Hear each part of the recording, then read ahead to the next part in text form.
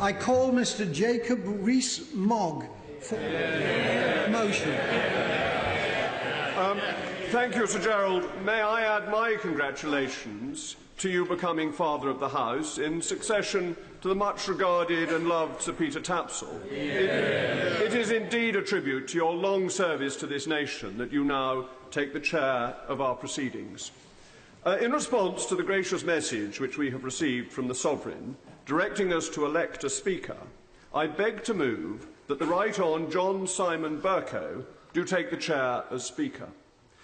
It has been the habit of this House to continue with a Speaker who wishes to continue to serve, and this is for very important constitutional reasons. The Speaker is the champion of the House of Commons against all comers, the champion of the Commons against the Lords, sometimes against the judges, but perhaps most particularly against the executive. The historians here will know that some 7 speakers lost their heads for championing the Commons against the executive, something that we hope is no longer necessary. This connection between the Speaker and the Commons protects us and the rights of this House, and that if we were to be light in changing our Speaker, we would find then that the Speaker spent the whole time with regard to what the front bench on one side or the other were thinking as to how he should rule, lest he should not continue in office after a general election. The last time this happened was to Charles Manners Sutton in 1835, who was booted out by the Whigs for being too much of a Tory. I'm glad to say there aren't very many Whigs left to behave in this way. But I want to move on from the general constitutional principle to the honourable gentleman, the right honourable gentleman, the member for Buckingham, and why I think he is so well suited to continue as Speaker. A Speaker has to have a good knowledge of Erskine May, and some new show-off backbenchers think they know a bit about Erskine May. And I can tell you from the last Parliament I occasionally thought this and went to the Speaker with some clever procedural strategy. He, with the wise advice of the clerks, always knows it better, and that is essential to keeping order in this place. But a good Speaker must also be prompt with business. Who has not heard him say, short questions and short answers, the mantra of question time, and short speeches?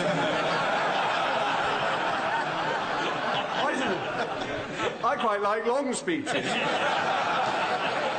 And that has got our business through, both at questions and on statements.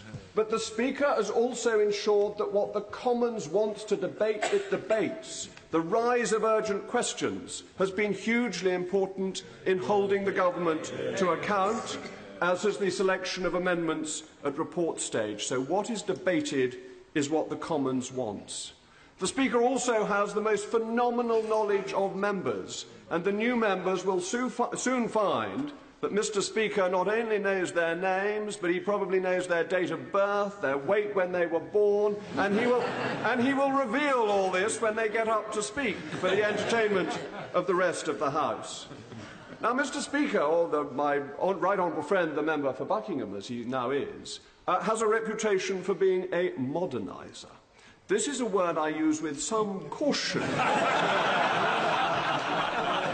But in spite of my own prejudices, it is important that this House looks beyond its own confines to the country at large, and what he has done in terms of education has been very important, to bring schools into this place and to make that more available.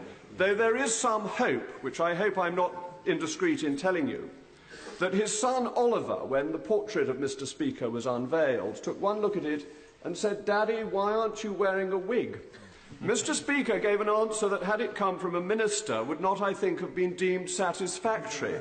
So young Oliver said, "I think, Daddy, you should wear a wig." I must confess I am with Mr. Speaker's son on this, but I think my chances of success are limited.